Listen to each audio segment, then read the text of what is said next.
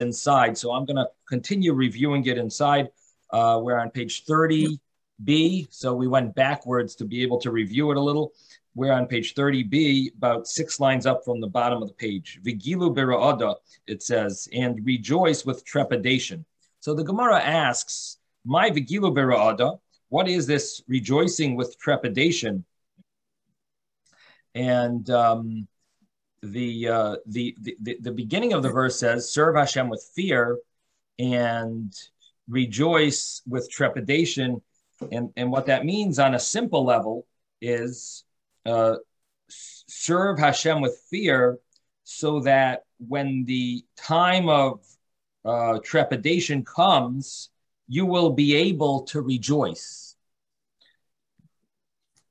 In other words, if you serve Hashem with fear, then you will not have anything to worry about when, like, the serious day of judgment, Rosh Hashanah, Yom Kippur, person passes away. You will be able to rejoice whenever there's any reason for trepidation. You won't have to worry about that. So that's the simple meaning of the verse. But the Gemara is going to translate it that my vigilu bera'ada, the Gemara says that even when a person is rejoicing, should still have a little trepidation. Amar Rav Ada bar Masa, Amar Rabba, or Amar Rav, b'makam gila, in a place of rejoicing, sham tehei ra'ada, there should be trepidation. Now we have a few stories. Abai have a Yosef kamei de Rabba. Abai was sitting before Rabba. Chazia dava kabadach tuva. He saw that Rabba was, well, the commentaries translate this the opposite, that it's Rabba who saw that Abaye was, at least one of the commentaries translates it the opposite, that Abaye saw that Rabba was one second. Abaye have a Yosef kamei de Rabba. So Abaye was sitting before Rabba. Chazia, Rabba saw that Abaye was the Havakobadach Tuva, that he was laughing too much. So Amar Vigilu Bera'ada Ksiv. So he said Vigilu Bera'ada. So in other words, Rabba told Abaye off. And Abaye, being the student, he was able to say it in such a way. Vigilu Bera'ada Ksiv. How could you do what you're doing? It was like a little rebuke, and that's why they translate it this way, that it's Rabba telling Abaye off. So Amalei Ana Tefillah Menachna, and he said, I have my tefillin on. And it's a question of the text actually, if this is mentioned here or only in the next story. But in any event, we have it written here. He said, "I have my tefillin on, and these are proof that I am thinking about Hashem, even when I'm in the middle of this levity type of little laughter. I'm still concentrating on Hashem." The same story happened with Rabbi Yirmiyah have Yosef Kamei Reb Zera Chaziyadav Kobadach Tuva. And here there's an argument because did Rabbi Yirmiyah see that Reb Zera was laughing too much, or did Reb Zera see that Reb Yirmiyah was laughing too much? And the commentaries learn it. There are two ways of learning it. And the Gemara, the statement they said was Amar Le b'chol otziv. So he said, whoever it was that rebuked the other one, said, depression does have some type of benefit. Don't get involved too much in your levity. So, according to another text, it actually is the way it's mentioned here is, doesn't it say b'chol otziv yemaiser? And in other words, in a more respectable way of rebuking. And the reason that that text has it that way is because it's the student asking the teacher, telling the teacher, doesn't it say this? In other words, he's not rebuking him, but he's just asking him in a hinting way of rebuke. Doesn't it say b'chol otziv yemaiser? But we don't have that in our text. In our text, it's b'chol otziv yemaiser. So Amar Le Ana Tefillah Menachna. So whoever it was that answered, whoever was being rebuked, answered back, I am wearing tefillin, and therefore Hashem's presence is in front of me. I am thinking about Hashem. Hashem's kingship is upon me. and his service is upon me. I am not losing myself. I am still composed and concentrating on God, even with my laughter. Marbre de Ravina. Now we have another story of a wedding. Marbre de Ravina Avat Hilula Levrei. So the son of Ravina was making a wedding for his son, and the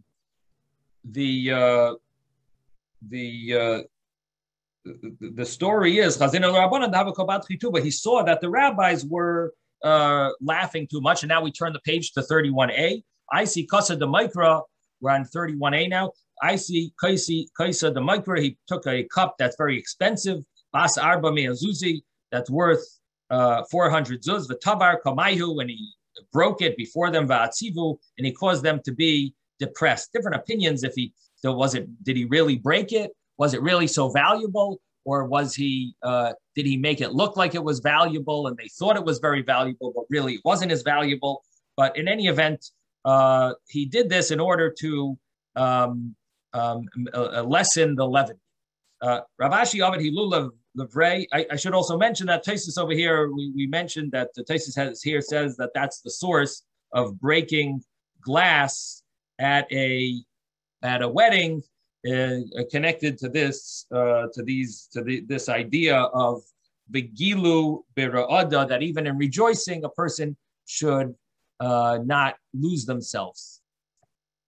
Now, the Gemara continues and it says that Ravashi made a wedding for his son. So the rabbis were rejoicing too much. They were laughing too much. I see Kosa de Zugisa Chivarti took this white glass with Tara Kamayu and he broke it before them. And Rashi actually mentions on the previous Gemara just said a Kosa de Mikra, a cup that's expensive. And here the Gemara clarifies that it says the Kosa de Zugisa Chivarta, that it was white glass, which I'm guessing maybe is crystal. I'm not familiar with the value of expensive glass, but I'm guessing that maybe that's why it was such an expensive. I think crystal is considered expensive. Maybe, I don't know. But Rashi on the previous Gemara explains that it was also the same type of thing. It was kais shel zechuchas. Rashi says it was a glass cup. Now,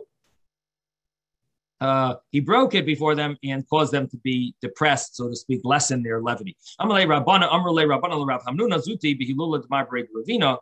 So the rabbis told Rav Hamnuna Zuti in the wedding of the son of Ravina,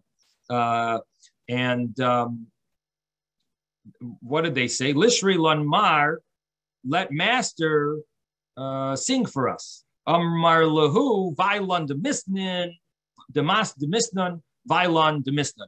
So he said, woe to us that we're going to die, woe to us that we're going to die. And that was the song that he sang. They asked him to sing, and he wanted to, at least one of the explanations here is that he wanted to lessen their levity, a continuation of the previous Gemara, and he is singing this song, emphasizing that they shouldn't they should lessen to lessen their levity. What should we answer after you? What should be the refrain from? So Amarle, high Torah, high mitzvah, Domingo Alon. They said he told them this is what the refrain should be. Where is my Torah? Where is the Torah that we studied? Where is the mitzvahs that we're fulfilling? That's going to save us. That's going to save us from judgment in Gehenna, in hell, that's going to save us from being judged to hell. Where is that? Where is our mitzvah? Do we have any Torah? Do we have mitzvahs? Like, we should rethink if we've utilized our opportunities to learn Torah and do mitzvahs. Do we have enough? So now the next Gemara, the reason I'm going fast is because we really learned this already, and I don't want people to get bored. So the Gemara says that Rabbi Yochanan and the name Rabbi Shimon ben Yochai said it's also for a person that it's prohibited for a person to fill his mouth with laughter in this world. And I mentioned one of the commentaries tries to give a little more boundary of what this literally means, that you can't fill your mouth with schleik. And the way he explains it is that it means that you shouldn't be totally overcome with your rejoicing that you totally don't think of anything else in the world. That would be the prohibition. That you should realize either the Shechina is in Golus, God's presence is in exile, and the Beis Hamikdash is destroyed, and so on. And so, a person shouldn't forget about Hashem. So these are the ideas that we're seeing here. Also, I should mention that the whole concept of this lessening the levity, Rashi brings down the idea of pirek oil, removing the yoke. A person absolves himself from the yoke of heaven. He removes the yoke of heaven from him. And that is what's wrong, according to Rashi. We should always feel the yoke of heaven upon us. And the prikas oil is when a person wants to joke around and throw off that yoke of heaven. The other commentaries explain a little differently that it's the idea that if a person gets too involved in joking, that he will that will lead him to other indulgences and passions that he will give into and end up forgetting about Hashem. So the Gemara continues, and it says that the statement Rabbi Yochanan in the name of Reb Shimon Bar Yochai, that it's prohibited to fill one's mouth with schayk, with this laughter and joking. Shenemar, as it says, Oz yumali schayk, then our mouths will be filled with laughter. Ula shainin arena, and our tongues will have song upon them. And so, Amosai, and when will that be that we are allowed to do that? Bisman sheyomru b'goyim, when it will be said amongst the goyim, amongst the nations, Higdal Hashem did great, to do miracles with the Jewish people, with these. So the commentaries argue over here what happened in the time of the second Beis Hamikdash. Because the second Beis Hamikdash, in the time of the Beis Hamikdash, or in the time of the first Beis Hamikdash, would this law have applied? Because on the one hand, what is the reason for this law? You're not allowed to fill your mouth with laughter. If it's because we don't have a Beis Hamikdash, we're in the time of exile. Well, in the time of the Beis Hamikdash, it was not the time of exile. The first Beis Hamikdash was 410 years. Second Beis Hamikdash 420 years. During all those years, they were not in exile. They had a Beis Hamikdash, so they didn't have to cry over the destruction of the Beis Hamikdash. So did this law apply then, or were they allowed to fill their mouth with laughter? And that's one view, that in the time of the Beis Hamikdash, this wasn't prohibited. Another view is, no, that it's always prohibited until Mashiach comes. Only when Mashiach comes, it'll be permitted. Now the question is, so why? Why would it be permitted? So if the reason is because of the destruction of the Beis Hamikdash, then we can understand that in the time of the Beis Hamikdash, when it's around, you don't have to worry. You don't have to follow this law. But if the reason is because of prikas oil, removing the yoke of heaven, or indulging in laughter, will cause a person to indulge in other pleasures and forget about Hashem. If that is the reason, so why would it be permitted later? Why is it going to be permitted when Mashiach comes? So one of the reasons it would be permitted is because when Mashiach comes, the Yetzer Hara, at some point during that time, the Yetzer Hara, we're not going to have the Yetzer Hara. However, it's not so clear. It could be that it's a much later stage that we won't have a Yetzer Hara. So why, when Mashiach comes, would we be allowed? Again, if the reason is because of the destruction, so when Mashiach comes, we'll have the Beis Hamikdash. It's fine. We're not in exile. No problem. We don't have to follow this law because it's all about remembering the destruction. We don't have to remember the destruction. But if the reason is because of prikas oil, removing the yoke of heaven and forgetting about Hashem and indulging in laughter and so on, if that's the reason, and that could cause a sin and so on, so why will it be permitted later on? What would be the reason to permit it? So the other explanation. So one explanation is about the Yetzer Hara, but that's not so clear that the Yetzer Hara is going to be immediately removed. But the other reason is because it's called a mitzvah. It's considered a mitzvah when the nations of the world see the miracles that Hashem is doing for us, and they are praising. They are praising Hashem. So that simcha is not a rejoicing of for outside reasons. That's rejoicing of a mitzvah, and that's why it will be permitted even to be yemale schoik tiv, to fill our mouths with schoik, because it'll be the schoik of a mitzvah. It'll be simcha shel mitzvah. It'll be a simcha of a mitzvah because it's all about the nations of the world realizing the miracles that Hashem has done for the Jewish people, and therefore it will be part of the mitzvah. There'll be a mitzvah of rejoicing, and we will be allowed to fill our mouths with schleik. So again, those are the two explanations here. Yes, Susan, you had a question? Isn't it simultaneous that the base of midget and the I'm confused between we're waiting for the Messiah. The coming of Mashiach and the Beis Hamikdash. Isn't that a simultaneous thing that's going to happen? Isn't it simultaneous? So this is the thing. We don't know exactly the details for example, it does also mention that there'll be the resurrection of the dead. And that as well is a little unclear. When exactly will the resurrection of the dead take place? The common understanding is that there will be stages. And the resurrection of the dead for the righteous will actually take place early, and the resurrection of the dead for regular people will be a little later. And it does mention some concept of 40 days, 40 years. There is a concept of 40. But the Beis Hamikdash itself and the coming of Mashiach, we do assume will happen soon, right after when Mashiach comes. We do assume, correct? I don't know simultaneously, but shortly after Mashiach comes, this is his job, is to gather the Jewish people and rebuild the Beis Hamikdash. And now the actual Beis Hamikdash, the common understanding is that it's really built. It just needs to be revealed. In other words, it's going to be brought down from heaven. It's built in heaven. It's going to be like a revelation. We're going to have to do something, maybe add the door or something, but but it's basically built in heaven, and so it should be shortly after the coming of Mashiach. But the idea is that we're no longer in exile. Once Mashiach comes, it's sort of the redemption has taken place. So the question would be, if Mashiach comes, let's say right before Tisha B'Av, would we be fasting on Tisha B'Av?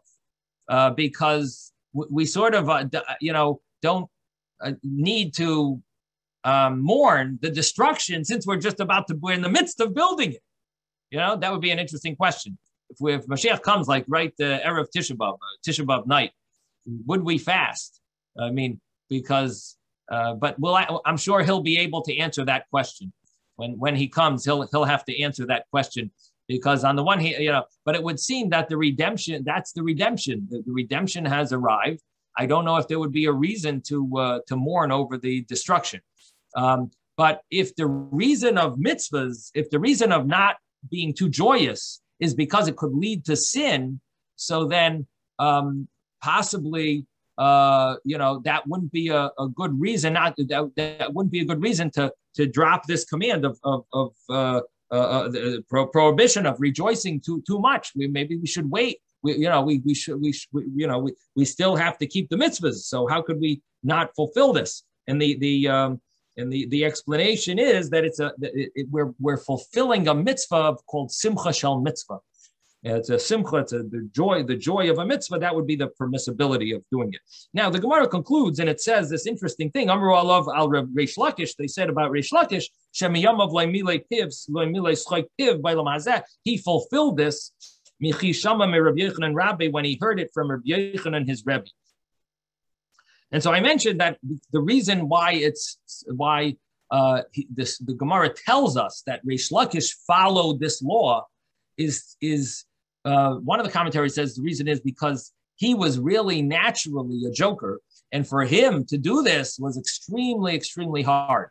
And therefore, the Gemara mentions that he bent over backwards and changed his whole nature in order to fulfill. He really broke his nature to fulfill this. One of the other commentaries explains that the reason why the Gemara tells us that Rish Lakish fulfilled this is because we know that Reb Shimon Bar Yochai, the Rashbi, the famous Kabbalist, the author of the Zohar, he was on a very high level. So Reb Yochanan quoted the Rashbi saying, "You're not allowed to be Yamale Tiv Schoit. You're not allowed to fill your mouth with laughter." Maybe that only applied to Reb Shimon Bar Yochai himself. How do we know that it applies, that it's a law applicable to others? Reb Shimon Bar Yochai was the holy of holies. He was on the highest, one of the highest levels, and so so the Gemara mentions that Reish Lakish says, no, it's not only for the great Kabbalist Reb Shimon Bar Yochai, but it's also for everyone, and that's why the Gemara mentions that when Reish Lakish heard it, he fulfilled it, meaning that it's applicable to the world. It's not just a unique action of Reb Shimon Bar Yochai. The Gemara continues and it says, Tana Rabbanan, this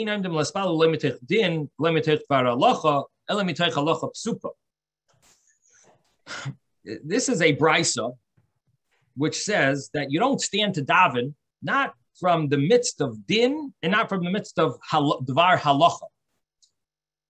The way my understanding is, din here refers to like a court case or trying to figure out the law of a verdict. Not in the midst of trying to figure out a complicated law. So there's din and there's halacha. Din doesn't necessarily mean to find out what the Torah says about a certain thing. It's also logic, based on logic, how you apply what it says, and also how to understand what the situation is of the court case, of the people who are having their debates, like what exactly was going on. So all of these things involve iyun. Iyun means depth of concentration, and the person shouldn't daven in the midst of trying to figure out something complicated. Not a din and not halacha. Elamitoich halacha psuka. Rather, person should daven in the midst of a halacha psuka, something that's clear cut, which means that it doesn't involve iyun, doesn't involve deep thinking, and it doesn't involve, according to some commentary, Rashi says it doesn't involve deep thinking. Other commentaries say it means doesn't involve arguments. There's no argument. Everyone seems to agree with this law. So that is what the Brisa tells us, that's how a person davens. Now, I did mention there's two opinions here. Does this mean that this is the appropriate way to daven? You're supposed to daven from a halacha, that you're supposed to quote a halacha and then go daven? Or does it mean that if you're going to be learning Torah, you have to be careful? Because if you're learning Torah before you're davening, you might end up thinking about it during davening. And therefore, if you're going to learn Torah, make sure it's a halacha psuka. But should you learn a halacha psuka, a clear-cut halacha before you daven? I don't know if you have to. If you're going to do it, if you're going to learn Torah, then make sure it's a halacha psuka. But should you be learning a halacha psuka before you daven?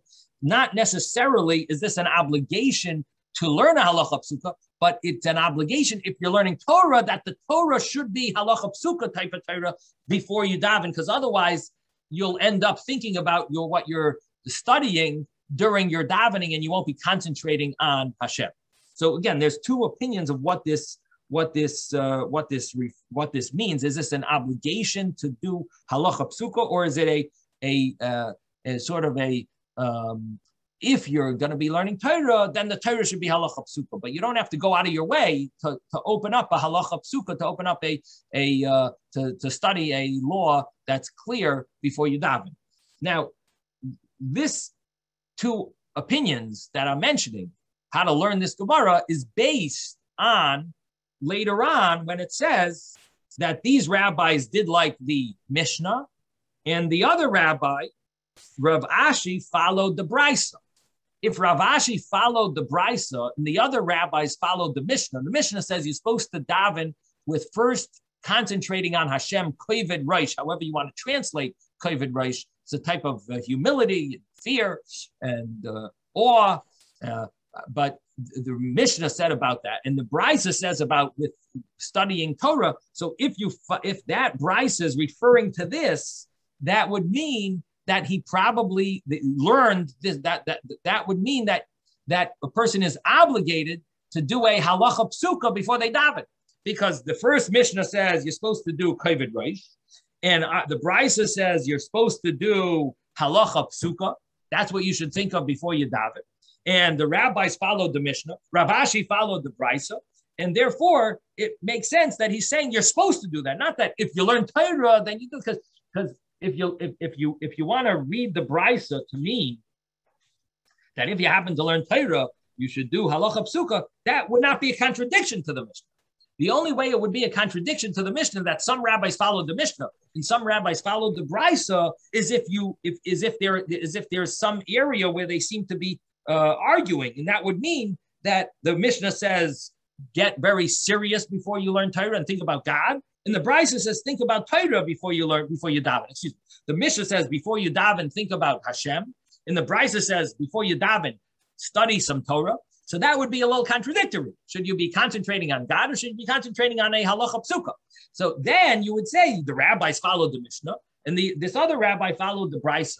But if you learn that the Brisa is not really telling you what to do, it's just telling you that if you happen to do something, you have to do it this way, that would not be a contradiction to the Mishnah. So the Gemara, when it says later on the rabbis followed the Mishnah and the other rabbi followed the Brisa, that would be referring to a different Brisa and not this Brisa. Again, there's another Brisa a few lines later. That Brisa is what it's referring to. And this Brisa is not really telling us a law, because it's only saying if you're learning Torah, then you have to learn this type of Torah. Okay, I hope I didn't lose anyone. Is everyone following? Do people understand what I'm saying? I mean, I'm trying to give you a little depth to the learning, but I it's not worth anything if it's going too deep beyond I'm not here to show off depth. I'm here to share the depth if you absorb it. Yes. So when learning halachot before davening, it's appropriate to learn something that's not that complicated, that's going to keep you thinking during the davening process. Is this what the Mishnah and the Brisa come together to say, or is it just based on the Brisa itself? I'm not sure what your specific question is, but from I think this will answer it. The Brisa that we just learned is telling us that you're not supposed to be thinking about what your the Torah that you learned during the davening. You should, if you're studying Torah, it should be something that you won't end up thinking about right afterwards. You'll be able to concentrate on davening. Don't concentrate on the debate of the Torah that you had, that you studied before. So don't study something with debates. Don't study something that involves deep concentration. When you say debate, you're saying between two different sources that might cause a thinking process in the process of davening, you're saying? It could be two different sources, or it could be within your mind. You have two different ways of understanding and a debate within your own mind because it's a complex area of study. So it's either different opinions. That was one of the commentaries. The other commentary is something that deserves concentration and has an area where you yourself could just think deeply into it, and you'll end up thinking during davening about it as well, and that would be a problem. I see. Okay. Thank you. Essentially, it's a distraction. You should not have distractions. Correct. Simply said. Thank you. So now the question really is, so why should you learn Torah before you daven? What would the reason be? What would the reason be to learn Torah? In other words, if you learn that it's just telling you that if you happen to learn Torah, make sure not to learn Torah that might distract you, learn Torah that won't distract you. Learn something that's called halacha psuka. If that's the reason, if that's the idea, so then you don't have to learn Torah before you daven. But if you happen to learn Torah, make sure it's not going to distract you. That's very easy to understand. But what about the other way of looking at it? That it's that the Bryce is telling you should learn Torah, a halacha psuka before you daven. That's what you should do. You're supposed to do that.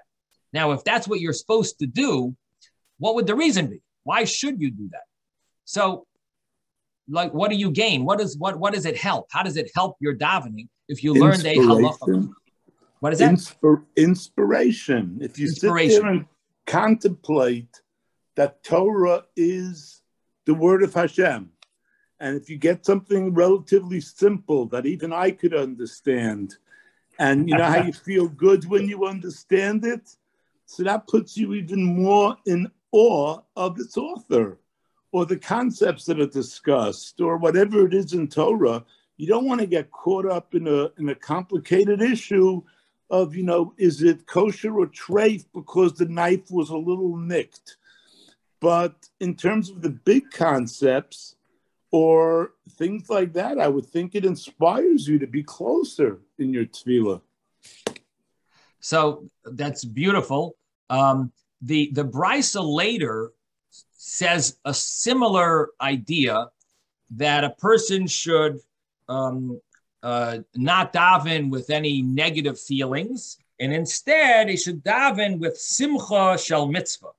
And there are different versions. It's either says simcha or simcha shel mitzvah. And Rashi tells us that means consolation of Torah, which refers to like Ashrei verses that are inspirational, a little different than Isaac's example. These are more inspiration of miracles that God does for us, kindnesses that God does, consolation of Torah, which is Hashem took us out of Mitzrayim, He took us out of Egypt. He fulfills the desires, watches over us, watches over those that love Him, so on. All these prayers, Hashem will never forsake us. These are phrases and thanks to Hashem that makes a person that is appropriate before Shemona Esrei. So the question is this saying the same thing? Because here we're a little it's really saying a different point, and that is that here we're talking about halacha psuka. Here we're talking about halacha straight. You know, you're learning laws. That's not about specifically about Hashem doing consolation to you, to humans. Hashem doing kindnesses to us. Here we're talking about the three examples that the Gemara gives is about simple laws, just Torah laws. So Isaac is adding a great point, and that is that by learning these halacha psuka, you're not only getting direct inspiration, but you're getting like just the general concept that you're getting closer to Hashem. Hashem is allowing us to understand His wisdom. This is Hashem is giving us the ability to connect, to understand His teaching, and this is a great gift that Hashem has given us, the Torah, and so on. So it's inspirational just to learn any aspect of Torah. So in other words, this brisa is saying a little different than the previous brisa, than the future brisa, excuse me, because this brisa is talking about straight halacha, and the future brisa mentions more direct inspiration. Now, and of course, I cannot express the inspiration as good as Isaac, but the way Isaac said it, you did a beautiful job. The idea here is that you're learning straight halacha psuka. You're learning halacha. Now there is a verse that says Pekudei Hashem Yesharim Mesamche Leiv.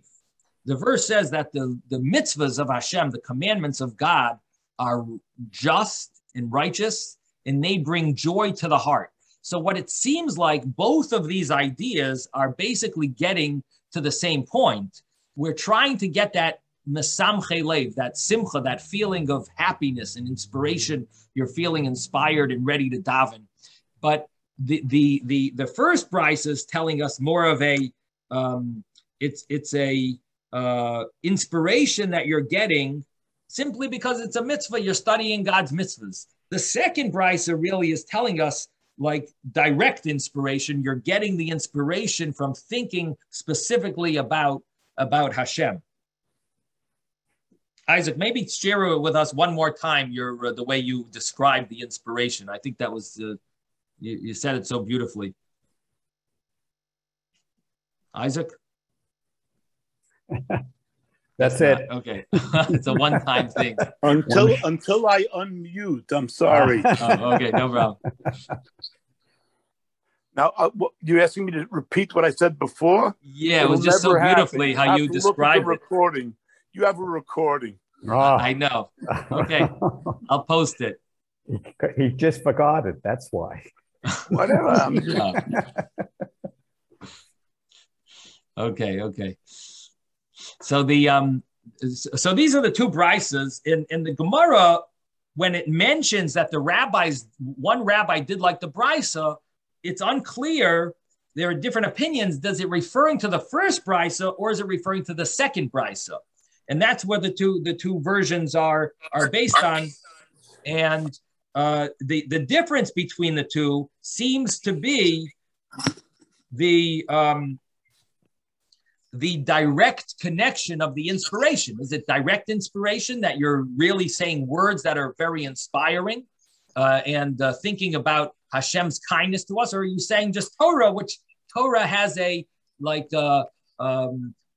inspiration, a miraculous type of inspiration that it inspires you, or at least you feel connected to Hashem from that inspiration and so on.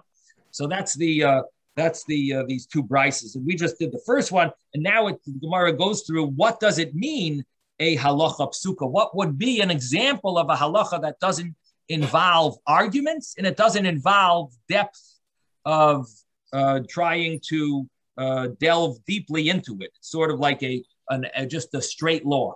And so the Gemara gives three examples. It's 11:10 already. Oh boy. Okay. I'm sorry. I didn't realize what time it is. I guess we're going to have to stop here. And sorry for taking up so much of your time. Don't be sorry, and don't ever be sorry for that, please. We can always leave. Right. When I have to exactly. go, I leave. You could go on as far as I'm concerned. Right. Right. I don't want people to feel uncomfortable. Okay. Anyway, have a wonderful day. And if it's Hashem tomorrow, we'll pull it off. Stay safe, everybody.